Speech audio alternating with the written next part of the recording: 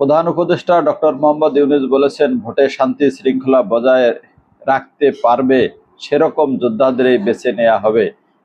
এটি প্রশাসন রদবদল আমার হাতে থাকবে। ভোট শান্তিপূর্ণ ও নিরপেক্ষ করতে প্রয়োজনীয় সবকিছুই করব। মঙ্গলবার 21শে অক্টোবর সন্ধ্যায় রাষ্ট্রীয় অতিথি ভবন যমুনায় বিএনপির নেতাদের সঙ্গে সাক্ষাৎকালে তিনি একথা বলেন। প্রধান উপদেষ্টার প্রেস উইং থেকে পাঠানো এক বিজ্ঞপ্তিতে এ তথ্য জানানো হয়েছে।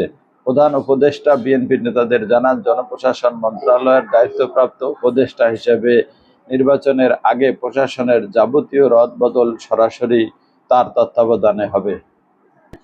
জেলা প্রশাসক পদে নিয়োগের জন্য একাধিক ফিট লিস্ট থেকে যোগ্য কর্মকর্তাদের বাছাই করে ভোটের আগে যথাস্থানে নিয়োগ দেয়া হবে, এরকম একটি তথ্য প্রকাশ করেছে দৈনিক যুগান্তর আজ 22 অক্টোবর।